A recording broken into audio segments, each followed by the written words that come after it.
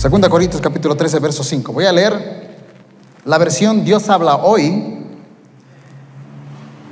2 Corintios capítulo 13, verso 5. Dice lo siguiente en esta versión: examínense ustedes mismos para ver si están firmes en la fe. Pónganse a prueba. ¿No se dan cuenta de que Jesucristo está en ustedes? A menos que hayan fracasado en la prueba. Examínense ustedes mismos. Todos alguna vez hemos dado un examen, ¿verdad? Sea en la universidad o en el colegio. Vamos a hacer una pequeña definición de lo que es hacer un examen. Dice que un examen es una prueba que se hace para comprobar los conocimientos que posee una persona sobre una determinada cuestión. Y dice: en el ámbito educativo, los docentes toman examen a los alumnos para confirmar que han comprendido las asignaturas impartidas. Dice: el resultado de esa evaluación es una nota que estipula el puntaje obtenido de la prueba. Evidentemente, cuando tú das un examen, es para ver el promedio, más o menos, de lo que tú comprendes de la materia que acaban de avanzar.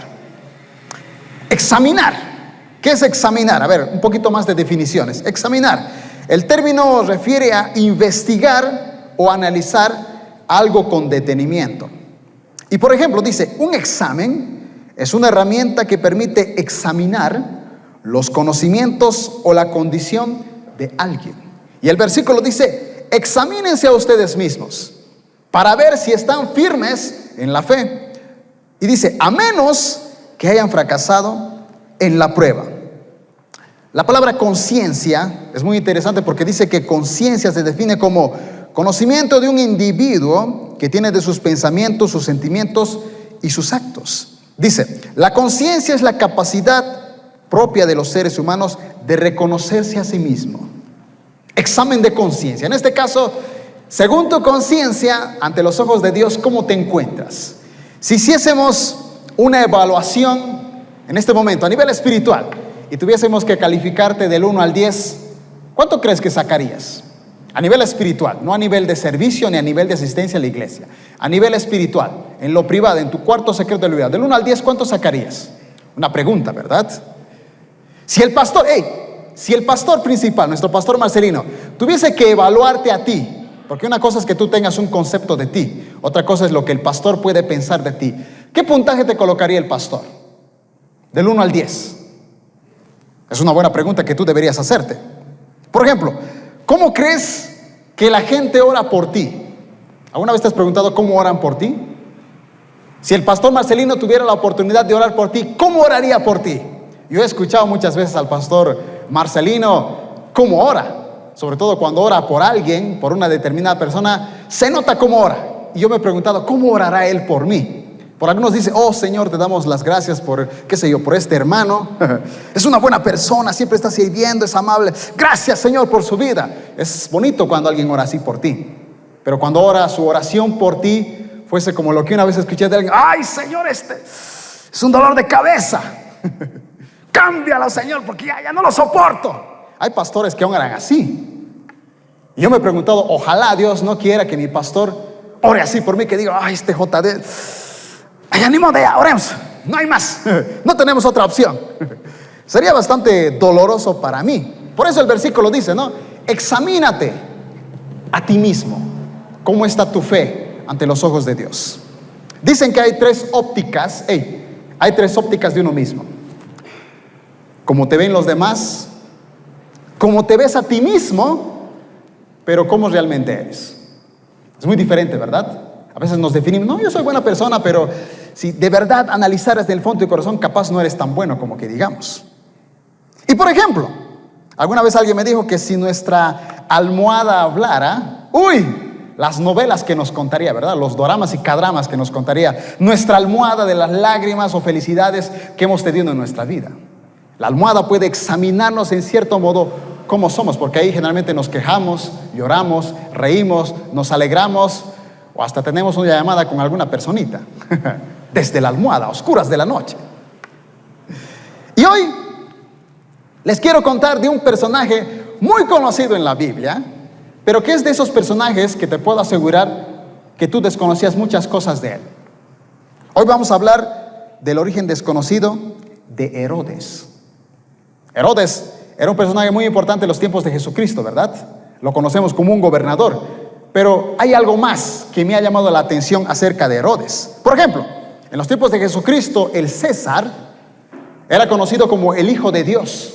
Fíjense, es decir, el César, en los tiempos de Jesucristo, el emperador de toda Roma, tenía el título de Hijo de Dios. Por eso es que cuando Jesucristo dijo, o dijeron, él se hace llamar Hijo de Dios, por eso querían culparlo de morir, porque era como que se estaba autonombrando un nombre que evidentemente no tenía. Pilato es otro de los personajes que está en la Biblia, ¿verdad? Es alguien que supuestamente castigaba a los rebeldes. En Roma, aunque ustedes no lo crean, se buscaba mucho el orden, mucho la paz, la corrección. No podía haber alborotos. Y Pilato era una de las personas que cuando la gente empezó a decir, crucifícalo, crucifícalo, se sentía entre la espada y la pared. Dijo, bueno, ok, ya, me lavo las manos, hagan lo que ustedes quieren con Jesucristo, con tal de que haya paz, con tal de que no haya tanto conflicto. Y otro de los personajes que más me llama la atención es Herodes. Fíjense que Herodes tiene una ascendencia judía. O sea, quiere decir que los antepasados, el papá o los abuelos de cualquier que tuviera el título de Herodes, era judío, no era extranjero, era alguien que pertenecía al pueblo de Dios, pero trabajaba por el Imperio Romano. Y fíjense, Jesucristo, al menos hay dos pasajes que habla acerca de Herodes.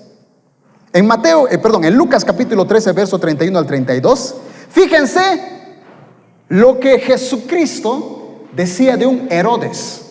Dice, por ejemplo, en ese tiempo algunos fariseos le dijeron, sal de aquí si quieres vivir. Herodes Antipas quiere matarte. Y el verso 32, fíjense cómo se refiere Jesucristo a ese Herodes en ese entonces, a ese gobernador, a ese rey. Jesús respondió, vayan y díganle a esa zoza. Así se refirió Jesús de Herodes. Ve y dile a ese zozo que seguiré expulsando demonios y sanando a la gente hoy, mañana, y al tercer día cumpliré mi propósito. Es decir, horas antes o días antes de la crucifixión de Jesucristo, le dijeron, oye, los fariseos, Jesús, te está buscando Herodes. Y Jesucristo dice, dile a esa zoza que voy a seguir predicando. No le tengo miedo. Fíjense el concepto que tenía Jesucristo de Herodes. En otra ocasión, en Marcos, capítulo 8, verso 15, Jesucristo vuelve a hablar de Herodes. Y seguramente han escuchado ese pasaje donde dice a sus discípulos, no, cuídense de la levadura de los fariseos y de los saduceos, ¿verdad? Sin embargo, en Marcos especifica algo bien interesante. Dice, Jesús les advirtió, miren, cuídense de la levadura de los fariseos y de la levadura de Herodes. Nuevamente Jesucristo nombra a Herodes y dice, cuídense, estimados discípulos, no solamente de la levadura de los fariseos, sino de la levadura de Herodes. Ustedes saben que la levadura tú le echas a la masa de pan y se empieza a hinchar, ¿verdad? De eso deberíamos cuidarnos, de Herodes. Y si tú analizas cómo era Herodes, es muy interesante su vida. Juan el Bautista, cuando tú lees Mateo 14 o Marcos 6 o Lucas 9, hay encuentro de Juan el Bautista con Herodes. Juan el Bautista le decía a Herodes, esa mujer con la que te acabas de casar no está bien ante los ojos de Dios, porque te acabas de casar con la mujer de tu hermano, una mujer llamada Herodías. Y yo me he preguntado, ¿por qué Juan el Bautista le dice algo a Herodes? Si Herodes se supone que no pertenecía al pueblo de Dios, o al menos eso es lo que yo creía hasta hace poco. Pero me di cuenta que como Herodes era de ascendencia judía, por eso justamente Juan el Bautista le decía eso, esa mujer no es tuya, estás en adulterio, estimado Herodes. Por más que tengas el título de gobernador, el apoyo de Roma, por tus antepasados, tú crees nuestra ley y tu vida está mal ante los ojos de Dios. Evidentemente Herodías, la que se había casado con Herodes, dice que lo quería matar, ¿verdad? A tal punto que hacen una fiesta, la hija de Herodías dice que hace un baile que le gustó a todas las personas que estaban ahí, y Herodes dice, ¿sabes qué? Estimada chica, si me pides la mitad del reino, te lo doy, todo lo que tú me pidas te lo voy a dar. Y dice que la niña le dijo, fue donde su mamá y que le dijo, pídele la cabeza de Juan el Bautista. Así que Herodes, si tú lees ese mismo pasaje, dice que Herodes veía a Juan como un hombre justo, como un hombre santo de los ojos de Dios. Él no quería matarlo, pero como había hecho una promesa, se vio forzado, obligado a matarlo. Lo decapitó, murió. Jesucristo también tuvo un encuentro con Herodes. Porque recuerden que cuando Juan había sido decapitado, Jesucristo se empezó a hacer popular por los milagros que hacía. Y la gente empezó a decir, uy, es un profeta. ¿Pero qué dijo Herodes? ¡Oh! No, ese es Juan el Bautista, que ha resucitado de los muertos y por eso en él obran estos milagros. Y Marcos dice que desde ese entonces Herodes trataba de tener un encuentro con Jesús. Y el único encuentro que tuvo con Jesucristo fue porque Pilato, al enterarse de que Jesucristo era de Galilea, dijo, ¿Jesús es de Galilea? Ah, no, pues en ese caso que se haga Herodes cargo. Justo por casualidad Herodes pasaba por Jerusalén en el momento donde Jesucristo estaba siendo sentenciado por Pilato. Y le dijo, envíelo con él. Va Jesús enviado por los soldados romanos con Herodes. ¿Y qué pasa ahí? Dice que Herodes le dice, no, tú eres Jesús. Wow, sorprendentemente. Tengo un par de preguntas, quisiera que me hagas algunos milagros. Dice que Jesucristo no le pronunció ni siquiera una sola palabra a Herodes. Se quedó callado. No hizo nada, no respondió absolutamente nada. A tal punto que Herodes dijo, creo que este tipo no es tan popular, ni tan famoso, ni tan milagroso como seguramente he escuchado en tanto tiempo. Así que le pone una capa, lo ridiculiza, manda que lo golpeen y dice, envíalo de vuelta a Pilato. Un encuentro que pudo haber tenido grandioso Herodes con Jesucristo fue de la manera más asombrosa. Es como si Jesús no quisiera tener ninguna conversación con Herodes. Recuerden que lo llamó soso. Dijo, no se junten o cuídense de la levadura de ese tal Herodes. Y Herodes lo tiene cara a cara y Jesucristo no le responde ni una sola palabra.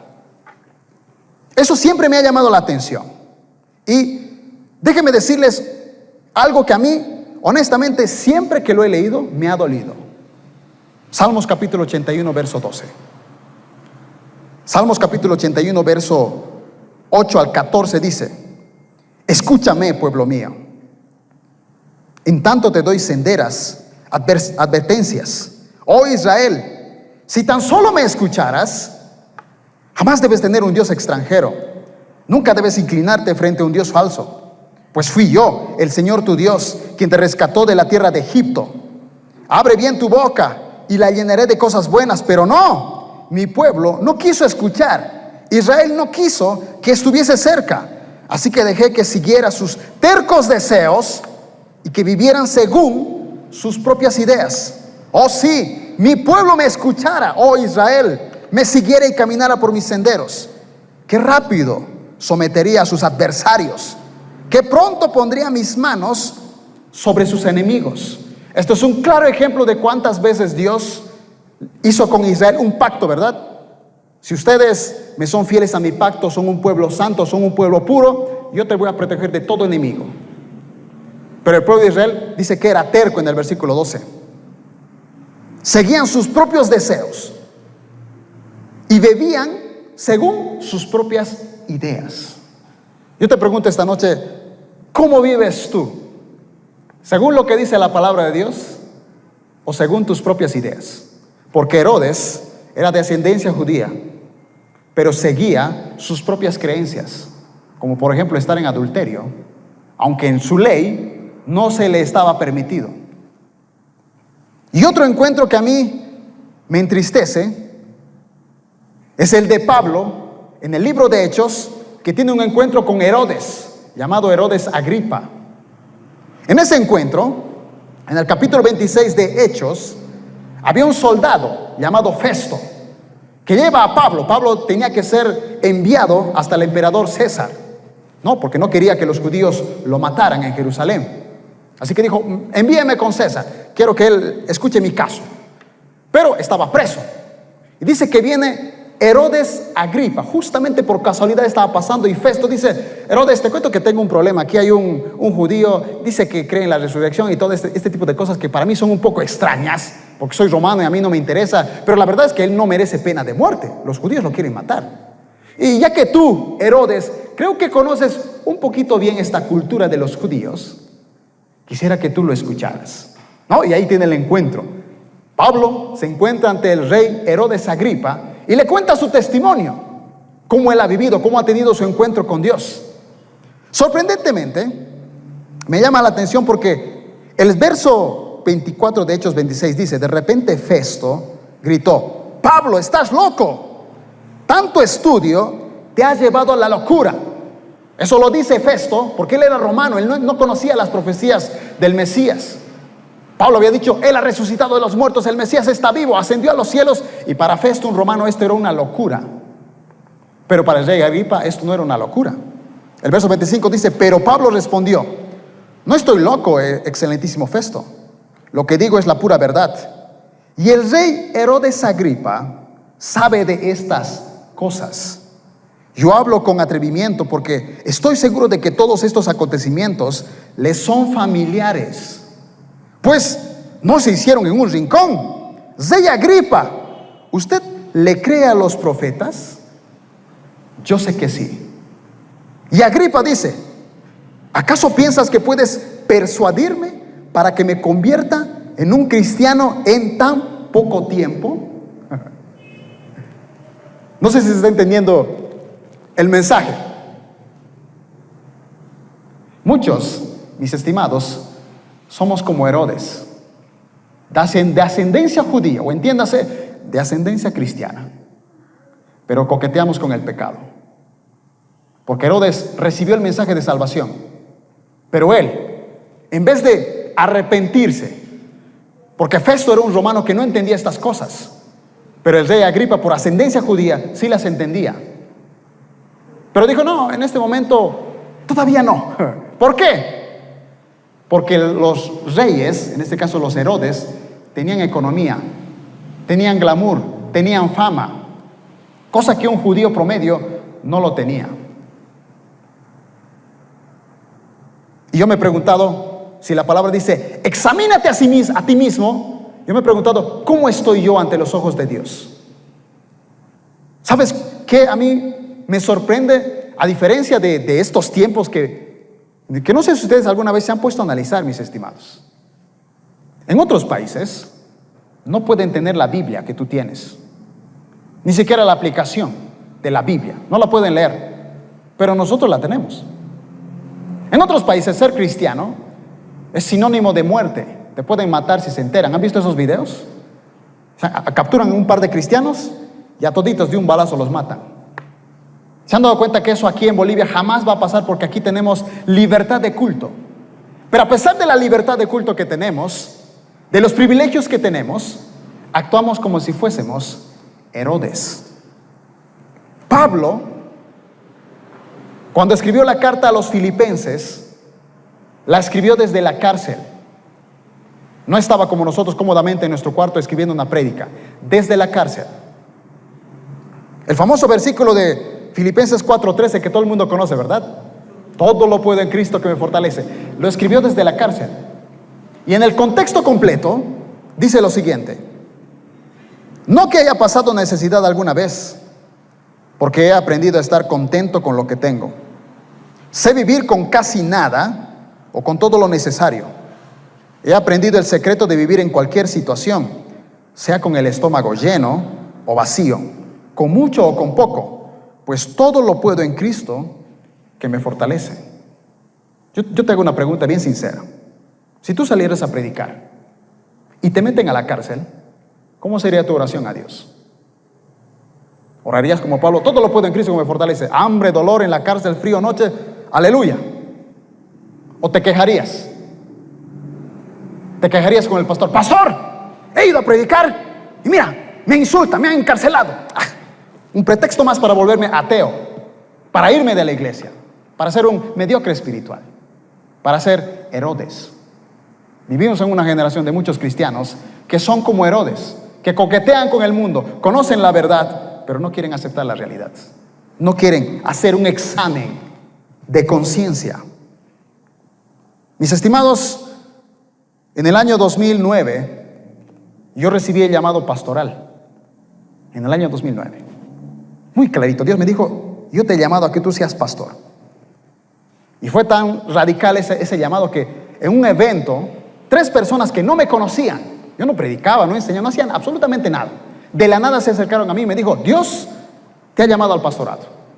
Yo dije, ok, interesante, no me gusta tanto lo de ser pastor, pero esto tiene que ser de Dios, porque para que personas que no te conocen te digan que vas a ser pastor, tiene que ser de Dios. Y durante muchos años me lo decían. Pero fíjense, hasta el año 2019, 10 años después, yo no había aplicado mi llamado. El año 2009 yo llegué aquí a esta iglesia, creo que fue en febrero, pero donde como que decidí quedarme en esta iglesia fue en abril, en el famoso día del peatón. Decidí vivir aquí en esta casa, en esta iglesia. Yo vivía en un lugar muy lejos, con un alquiler muy barato, creo que pagaba como 400 bolivianos. Me vine a vivir aquí al kilómetro 3,5. Pagaba 1.200 bolivianos, pero ganaba bien, honestamente. De hecho, llegué a ganar hasta $1,000 cada mes. Y en 3 ocasiones llegué a ganar hasta $3,000. Tenía una comodidad. Pero justo me traslado, digo, ok, ya encontré la iglesia que estaba buscando, voy a servir, voy a adorar. Y de repente el sueldo que tenía cada mes se me cortó. Es decir, ni bien hago los planes, me pongo aquí en la iglesia y adiós sueldo. Ni un centavo empecé a ganar.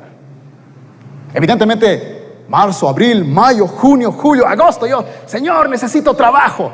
¿Cómo es posible yo ganando $1,000 cada mes? No estoy ganando nada. Mis ahorros se están acabando y dentro de poquito se va a acabar. Si alguna vez han ido a mi casa, todo lo que hay en mi casa lo he comprado yo. No me han regalado a mi mamá absolutamente nada. Tengo refrigerador, lavadora, tengo una computadora de casi $4,000. Todo eso yo me lo compré porque ganaba bien, vivía bien. Pero el sueldo se cortó. Justo me traslado de iglesia, me cambio y se cortó. En agosto yo orando, me acuerdo en mi casa, allá en la casa, gastando 1.200 cada mes, sin contar agua y luz.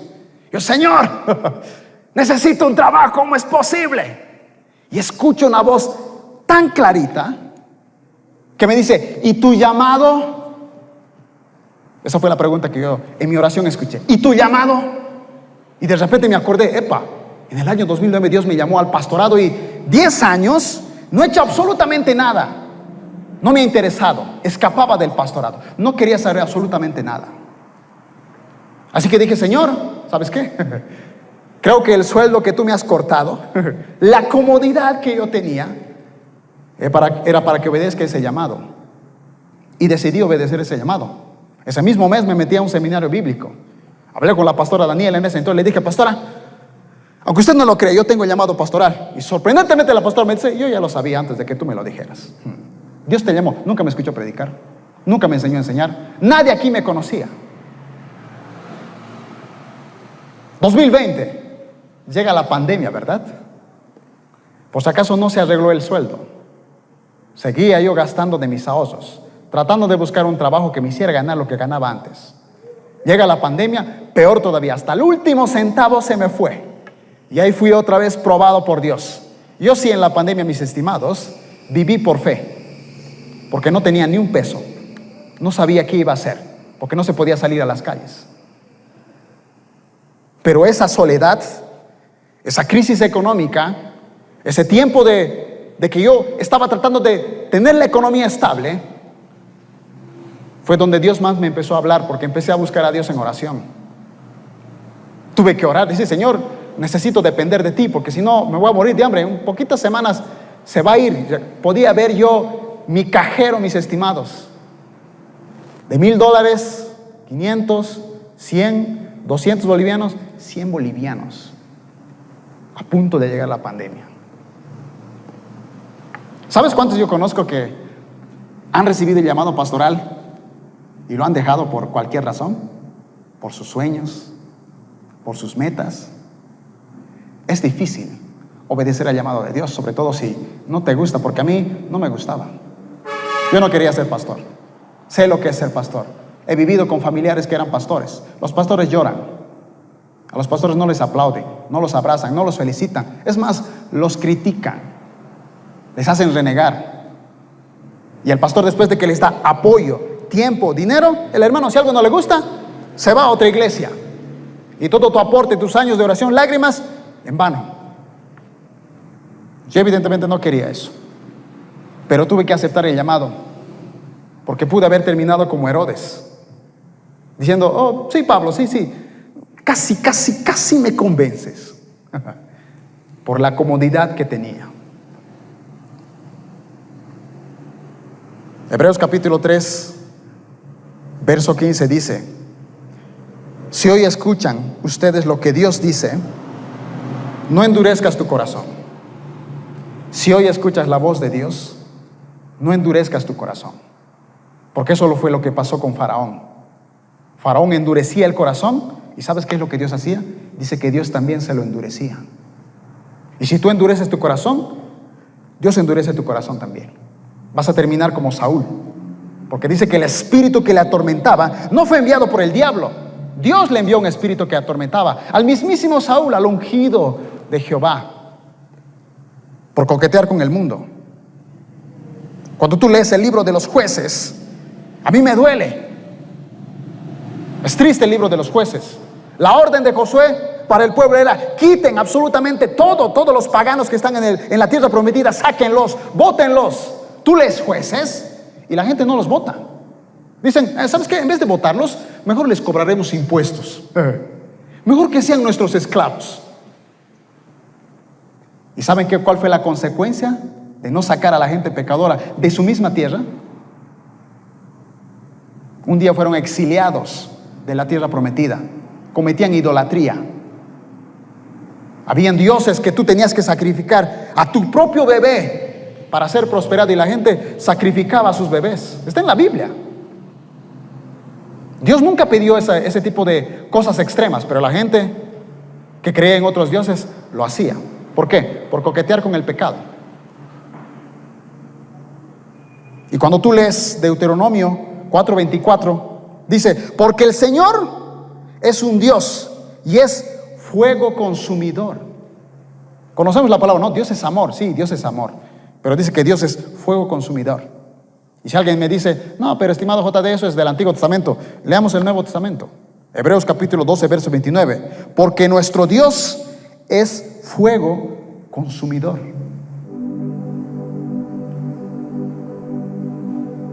Cuando tú lees Romanos capítulo 1, entiendes el origen de la comunidad LGBT. El origen de la comunidad LGBT se encuentra en Romanos 1. Por causa de la rebeldía, Dios los envía a una mente cautiva que hacen cosas depravadas. Hombres con hombres, mujeres con mujeres. Eso es lo que provoca la rebeldía. Herodes, mis estimados, no fue al cielo. En ningún pasaje se dice que se haya arrepentido. Ni siquiera con el encuentro de Jesucristo, ni el otro Herodes con el encuentro con el apóstol Pablo. No pasó. Créeme, no necesitas que venga un super predicador. Oh, si tan solo viniera Itiel Arroyo, todo el mundo se convierte. Aunque venga Itiel Arroyo, si tú tienes un corazón duro, no te vas a convertir. Aunque venga aquí Marcos Witt o Marcos Burnett, no va a pasar absolutamente nada, porque eres tú quien tiene que dejar de tener el corazón duro y terco.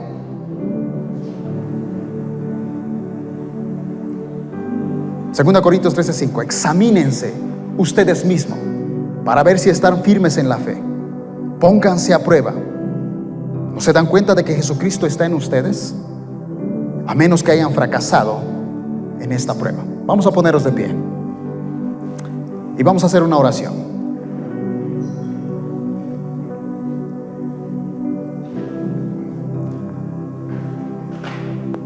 Este es el año, mis estimados, el año del avivamiento.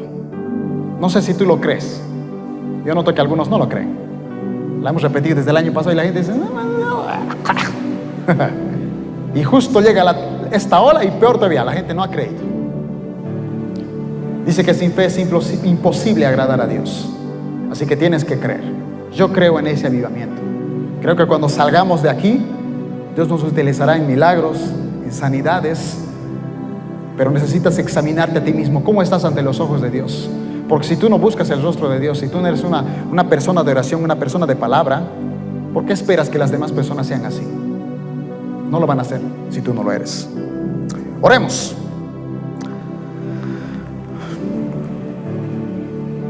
Padre Celestial,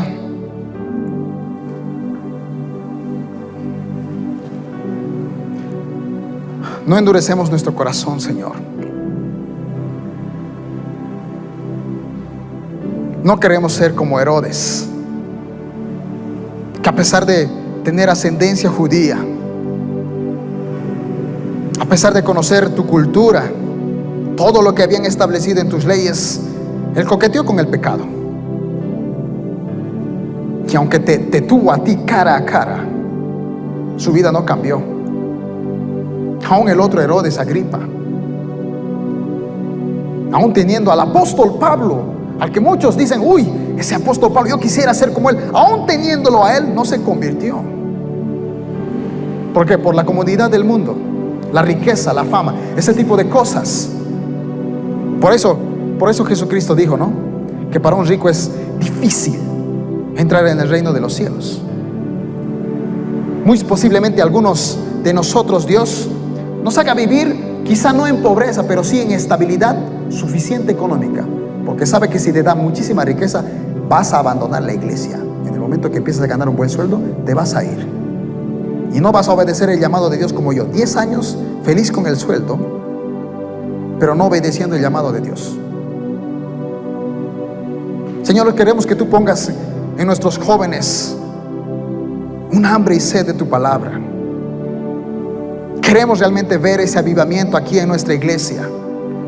Queremos realmente ser jóvenes conformes a tu corazón, que a pesar de nuestras fallas, tú nos usas, nos utilizas, como a David, Padre Santo, un hombre conforme a tu corazón, pero tenía fallas, tenía errores, se equivocaba una y otra vez, adúltero, asesino, mal padre, pero se arrepentía de todo corazón cada vez que se equivocaba, cada vez que fallaba se arrepentía.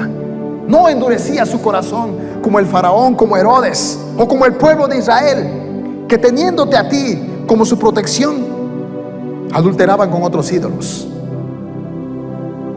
Hoy me dice el Señor a algunos, o tal vez a alguien, que si sigues coqueteando con el pecado, con el mundo, en cualquier momento vas a morir. Lo poco de espiritualidad que tienes se va a ir y ya va a ser tarde. Tu mente va a estar cautiva y no va a haber solución más para vos. Aunque venga el super predicador o el super cantante, no va a haber si sigues coqueteando con el mundo. Te pedimos, Señor, que tú nos puedas utilizar, que tú nos puedas levantar.